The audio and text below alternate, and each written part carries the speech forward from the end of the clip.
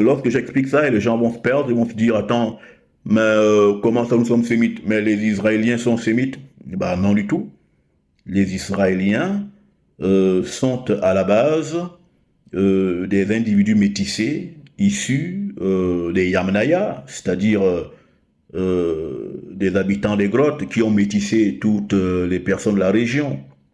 Un, deux, ceux qui se réclament aujourd'hui être le peuple élu de Dieu, les Israéliens, ne sont pas du tout les fils de Jacob.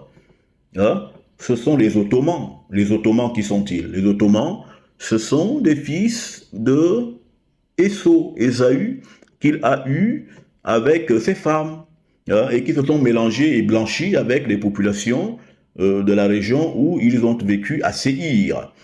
Et c'est pourquoi justement, dans les livres, vous voyez qu'on vous parle des Israéliens comme étant le dernier empire ottoman. Les Ottomans, ce sont les petits-fils d'Ésaü. Donc l'individu qui a été déchu. Et dans la Bible, les Ottomans s'appellent les Thomanes ou les Thomans. Donc, j'ai eu besoin de cet échange pour rajouter cette information. Ce sont les Ottomans ou les Thomans, une descendance de Esso. Ils ne sont pas du tout le peuple élu, Dieu ne les connaît pas. Hein? C'est la synagogue du diable, de Satan. Et comme c'est une population mélangée, comme c'est écrit que c'est une population mélangée, et donc de métis, et métis qui veut dire bâtard dans l'étymologie, c'est pourquoi parmi eux on trouve ceux qui sont appelés juifs Ashkénazes. Ashkénaz, qui est-il? C'est un descendant de Gomer. Gomer, qui est-il? C'est un fils de Japhet. Japhet, qui est-il? C'est le propriétaire, l'autochtone, le père des Européens autochtones qui était noir. Sachant que Japhet était un noir, mais albinos. Sima, Sem, un noir, clair de peau, donc pas très très noir. Et un Cam, qui était très noir, donc noir comme la nuit, noir charbon.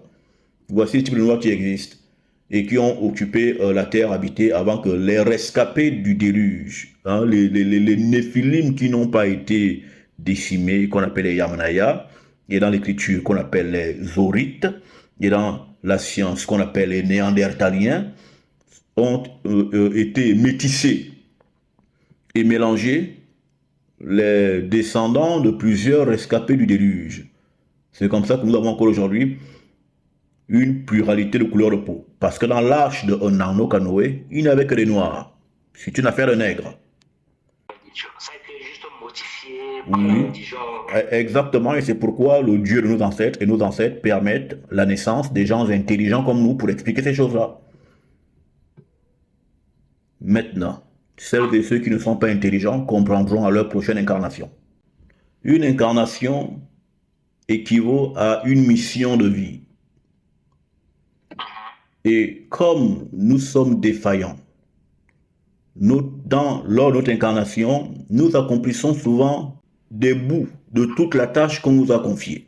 Et le manquement que nous avons eu dans cet accomplissement de tâche implique que nous revenions dans la matérialité pour continuer ce qu'on n'a pas terminé. Parce que Dieu ne paye pas un travail à moitié fait. Donc chaque fois que nous revenons, c'est pour venir continuer ce qu'on n'a pas pu achever. Jusqu'à ce que nous ayons tout achevé. Et le chantier, c'est qui et c'est quoi? Le chantier, c'est nous-mêmes. Nous venons nous auto-construire, nous venons nous auto-construire, nous venons nous auto-architecturer. Et quand nous aurons atteint l'achèvement de la construction de la maison, et que les lumières y seront allumées, le chantier sera fini et le chantier sera livré. Il est livré à qui? Il est livré à Dieu. Et nous deviendrons à partir de là des êtres pleinement divins.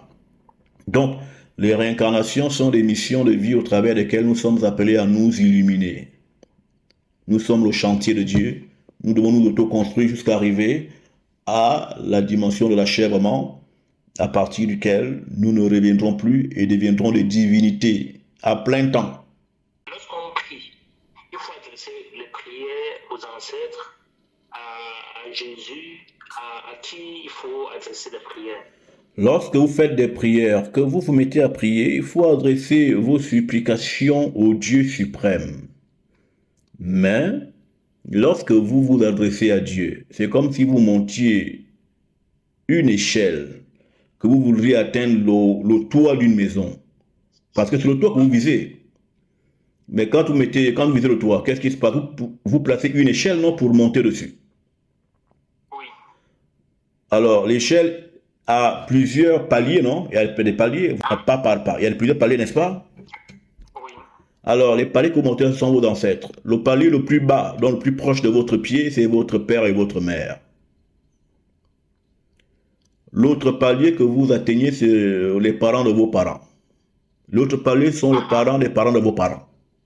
Donc, on monte jusqu'au toit, jusqu'au ciel, jusqu'à Dieu, en montant au-dessus, par-dessus et sur notre ascendance, en se présentant.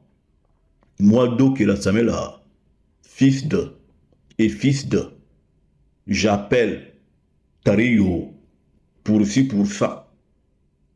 Mes ancêtres, je vous remets ce courrier. Remontez-le-moi jusqu'à Untieyo. Je suis environné par la vibration christique, la vibration Kanga. Merci de m'exaucer. Parce que la nature de votre émotion détermine la nature du courrier que vous transmettez. Si vous avez une basse émotion, votre courrier sera aussi bas. Et si vous avez une haute émotion pendant la prière, votre courrier également sera haut et donc lumineux. Et quand donc vous appelez vos ancêtres, eux-mêmes s'arrangent, même si vous ne connaissez pas tous, ils s'arrangent à se transmettre au courrier jusqu'à ce qu'il arrive aux entités angéliques et que les anges transmettent aux archanges et que les archanges transmettent aux entités supérieures à eux jusqu'à arriver à Métatron. Il y a des noms de ces gens-là dans nos langues. Et Métatron, vous arrivez à l'esprit supérieur. C'est comme ça. Dieu est protocolaire. Dieu n'est pas un manjango. On ne va pas à Dieu comme un boutman. C'est-à-dire que tu te lèves un matin, tu dis non, Dieu c'est mon copain. Dieu n'est pas ton pote. Vous n'avez pas élevé des poulets ou des coqs ou des vaches, des bœufs ensemble. C'est comme quand tu veux voir le président de ton pays, tu penses que tu peux te lever comme ça. Bon, moi, je suis au Gabon, je vais voir le Guinguema. Je dis, bah, écoute, ben, c'est mon président, et hop, je me pointe à la présidence comme ça, comme si c'était mon ami. Non, non, non, non. Il y a un protocole à suivre. On ne va donc pas voir Dieu comme si on allait voir un copain. Voilà. Donc, il y a un protocole divin qu'il faut respecter. Et une fois que le protocole divin est respecté, ben, l'exaucement aussi se fera au moment opportun.